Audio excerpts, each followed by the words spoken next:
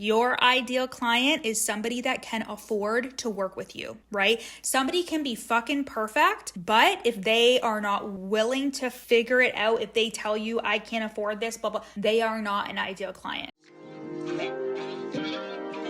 Welcome to Did I Stutter with Jill Perick. And yeah, I probably did because I have a stuttering disability. But I'm also a multiple six-figure business and mindset coach who's here to help you shut down the mindfuckery of imposter syndrome, self-doubt, and playing the nice girl in your content so you and your brand can blow the fuck up and so you can stack the motherfucking cash. I'm holding absolutely nothing back. We're talking marketing, messaging, mindset, subconscious healing, nervous system regulation, and how to do it all even with raging anxiety, ADHD, and just being a fucking human. If fuck is one of your favorite words and nothing can get in between you, your iced coffee, or the work that you're here to do, I'm your girl. Let's dive in. Hello, my queens. Welcome back to the pod. I'm your host, Jill Perick, and we are at the end of October, and you guys are so lucky because there was a fifth fucking Wednesday in October. So you got this little extra bonus episode, and today we're going to talk about 3 reasons why someone is fucking telling you they can't afford it in your DMs.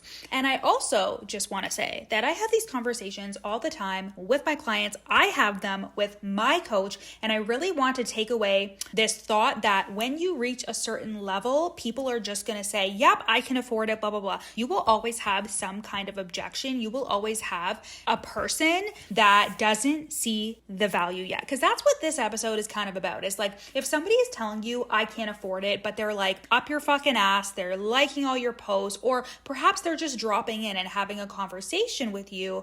And ultimately they're like, you know what? I can't afford it. I know that this may seem like kind of like harsh to hear, but they can always fucking afford it. If somebody wants to figure it out, they are going to. Now, as somebody who has a lot of sales conversations, I am not somebody that is going to say, you need to figure it out. I'm never going to say, open a credit card, ask your parents, dip into your inheritance fund, dip into your retirement. Like, I never say any of that shit. I am here to have the conversation if you want to join my offers. And if you do, amazing. Let's have a conversation. Let's see if it's a good fit. You can join, but I am never somebody who is going to say, okay, you just told me you can't afford it. Like, let's figure out how you can. Like, no, like you're all responsible adults. And when you start having conversations with people in that way, it can come off as a little desperate. You feel responsible for the sale. If they do end up signing, then you kind of like feel responsible to get them results and blah, blah, blah, blah, blah. So all this to say, like, however, if somebody says I can't afford it, I always know that that just means it's not a priority for them right now and they're not wanting to figure it out. Because also, if somebody is dropping in and they express like interest and they really want to, they're gonna make it work, right? I have never dropped into somebody's DMs and been like, okay, I want to figure out how to make this work, and then ultimately be like, you know what? I can't afford it. I always kind of know that I am already going to join when I reach out to the person. And that's how I honestly recommend it. If you need to ask some questions, absolutely. But I think the way that the industry is now and how like we put such a focus on content and showing up authentically and doing all of these things that will lead to sales, I do my very best to create an online persona and experience and content that when somebody drops into the DMs, they just need to have a quick conversation with me and then they are ready to join, even if it's something that's high ticket, that is 5 figures, like, because I have created such an experience for them through content that they feel like, okay, this person is trustworthy. I trust her to fucking help me. So your content is a whole other conversation, but let's get into the juice of this episode. And it's the 3 reasons why somebody told you that they can't afford it in the DMs, right? And then they went and fucking paid another coach, whether it's $100, whether it's $2,000, whether it's $10,000. This has absolutely happened to me. It's absolutely happened to my clients before. And it is not a big deal. It just means purely stated, right? They can always afford it. And if you lead with that, you stop thinking to yourself, this is the objection. They just can't afford it. Because after you get the fuck over that, you start opening your thoughts to what are the other things that I can do, right? We kind of come to like a standstill when we tell ourselves people just can't afford this. Because then that is the only thing that we think about that needs tweaking, that needs work, blah, blah, blah, blah. And then we end up believing things like people can't afford things right now. It's the economy. People only purchase high ticket. They only purchase low ticket, blah, blah. All of this is fucking bullshit. If somebody sees the value in your offer, they are going to buy. And when something is high ticket, of course, there's going to be people that aren't going to be able to afford it, but that's not your person. Your ideal client is somebody that can afford your services, okay? Listen to me say that. Your ideal client is somebody that can afford to work with you, right? Somebody can be fucking perfect, but if they are not willing to figure it out, if they tell you I can't afford this, blah, blah, they are not an ideal client, okay? They can always afford it. And the difference is that they saw the value in that other offer and not yours, okay? So blaming the price of something feels easier on the ego than admitting that you're not communicating the value properly. Because if it's the price, as I was saying, you can fix it by just lowering your rates, giving discounts, but then you'll fucking realize, oh, it actually was not about the price because people still won't buy no matter how low you think it is, right? But if it's the value, that's on you, and that's a harder pill to swallow. It's hard on your ego. It's hard for your shadows. It's hard for your shame, but there is no shame about it. We just need to get better at communicating the fucking value, right? So before you lower your prices, give someone a fucking discount they didn't ask for, or say yes to the client in the DMs that your gut is screaming at you not to sign. And we've all fucking had that. We've all had that red flag city in the DMs. I have done this time and time again, and it is a lesson that I needed to learn a ton of times over, that it was not worth it at the end of the day. So like, even though you could use the money, right, you will always pay for it later on in your confidence, in your wallet, in recurring clients, blah, blah, blah. But here's what the real issue is, okay? You and your offer are valuable as fuck, okay? But 1, you're not seeing yourself as the motherfucking prize, okay? 2, you were never taught how to actually communicate the value. And 3, your own money shit is leaking into your content and is making you think that no one can afford you. So let's dive into these 3 things, okay? The first one, you don't see yourself as the motherfucking prize. And when you don't see yourself as the prize, content will take you 10 times longer to create. You show up way less than you are actually capable of, okay? Don't use excuses in terms of like, oh, I don't have the time or blah, blah, blah, blah, blah. I have clients with kids, clients with disabilities. I have a disability, right? Clients with big, beautiful, busy fucking lives, clients that travel constantly. If they can make it work, so can fucking you, okay? So you show up way less than you're capable of. And you second guess every single word you say when you don't see yourself as the value, when you don't see yourself as the prize. And raising your self-belief and seeing yourself as a big fucking deal is exactly what's going to change the frequency of your content and sales game, okay? You came into the space and you were like, okay, I'm a coach, and realizing that it is not just about the thing that you can teach somebody, it's also how you lead. It's also, do they see you as an influential person? Your personal power matters. If you're asking yourself, why would somebody pay me? Why would somebody want to work with me? Blah, blah, blah. This is just draining the fuck out of you because you don't see yourself as an influential person. You don't see yourself as a big deal, but that is required to lead people. You have to see yourself as somebody who has something to share, who has experiences that other people can learn from, who has an important story that is going to help other people change their lives, right? And sometimes that just comes with time and experience being in the space, but you want to make money now. You want to make money now. And that a big piece of this is seeing yourself as a big fucking deal, okay?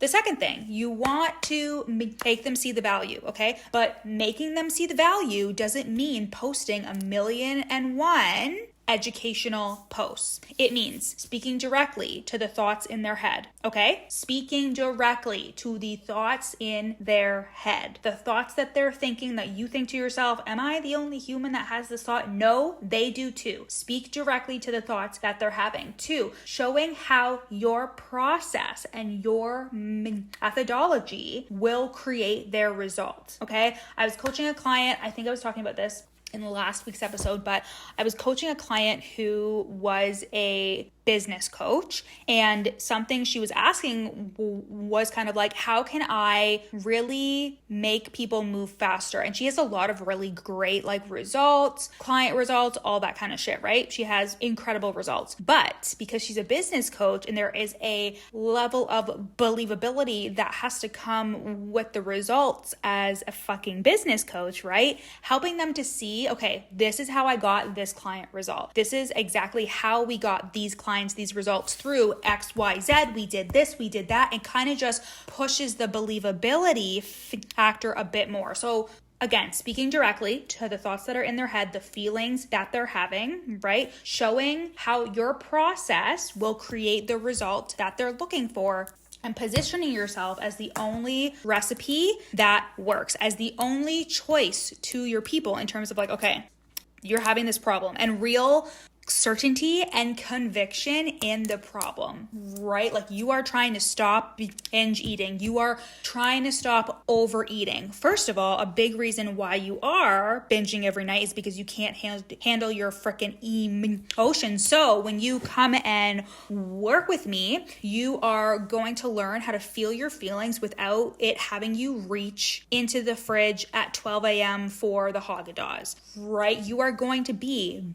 binge free in 30 days or less, or you're going to be binge free in 60 days or less. So really having a lot of conviction and power in the fact that like you know what their problems are and you can help them solve their problems. I feel so confident about this that I know when somebody comes in to fucking work with me, they are going to like get the support, and I am going to be close enough to their business, to the problems that they're experiencing with their identity and their mindset and their emotions and all of that kind of shit. I know, oh, I can solve your problems. I can absolutely solve your problems. And I feel that in conviction that I can do that. And when you actually feel that way, it's easier for you to say it when you show up and how you talk about your offers, okay? And this does not mean you're crapping on anyone else that does business or healthy eating or any of these things a certain way. It just means that you are so like clear and convicted and certain in the work that you do. Okay, and lastly, I'm gonna get spicy here. You need to stop putting your fucking broke thoughts onto your audience. Believing that no one has fucking money or can't fucking afford you, it couldn't be farther from the truth. If it was actually about the money, they wouldn't be binging your content, sending you a DM, thinking about being your next client. And you have to truly realize this, that people have money and they spend it on numerous things all of the fucking time. They're spending it on useless shit that they will never use. They are spending it on things that are going to help them feel a certain way, on dopamine hits. I love to spend money. I fucking love to spend money. And also, it's kind of offensive when people assume that nobody has any money. Especially nowadays in this economy, it is the fucking norm to see people complaining that they don't have any money, everybody's poor, blah, blah, blah, blah, blah. First of all, you don't come into the industry because you're thinking that it's going to be a bunch of people that can't afford the very thing that you sell. Secondly, if you are listening to this, and if you are, in the coaching industry, then you are probably used to investing in yourself. And if you are willing to invest in yourself and do that work, then you can believe that you are going to attract people who are going to want to do the same. And if you're somebody who's like very stingy in investing in yourself, but yet you're in this industry and trying to sell those services, let's ask the question of, if you're not willing to spend on yourself, why do you expect other people to too?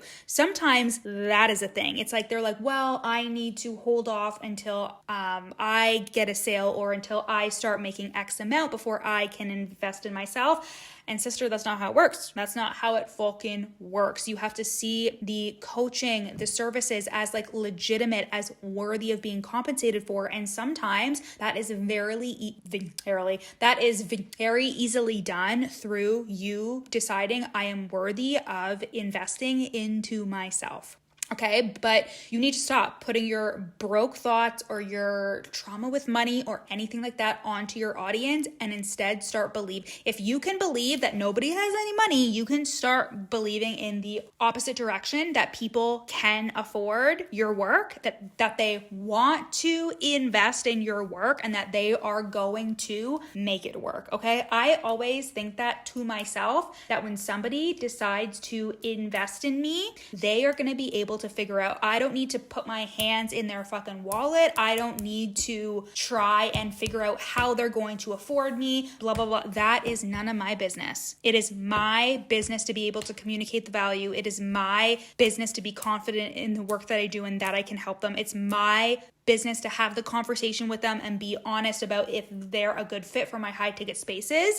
And then they can figure out how they're going to make the payment. And if they don't, I always kind of think, okay, how can I get better at communicating the value? How can I really double down on selling this offer? So even if somebody says no, which we talked about at the beginning of the month, where I had my Real Deal mastermind client say no, and then she ended up coming back 2 days later and she said yes. So it's never about the money. It's never about the money. It is always about, is this a priority for them right now, and do they see the value? And when you reposition your thoughts in that direction, it's actually a lot easier to refine and to show up and sell and to do that work than to just tell yourself they can't afford it, and that's the only fucking reason. And when you join the Real Deal Mastermind, we tackle all three of these things. You will finally see yourself as the fucking prize, so your content stops dripping with self-doubt and instead drips with authority and presence, right? You'll learn how to communicate the value of your offers so clients see you as the only option, not just another freaking coach that they see online, and you'll rewire your money mindset. We love doing that work inside of the Real Deal Mastermind, so you stop projecting your broke thoughts onto your audience and start selling from complete abundance. And when you hold the energy, the messaging, and the strategy with ruthless conviction, selling 4- and 5-figure packages becomes the norm, not the fucking dream. So head to the link in my show notes, check out the sales page, and then send me a DM on Instagram at Your Coach Jill when you are done lowering your fucking prices and you're ready to sell your high ticket offers with fucking ease and authority and from an abundant place. I love you guys so much. I'll see you in November.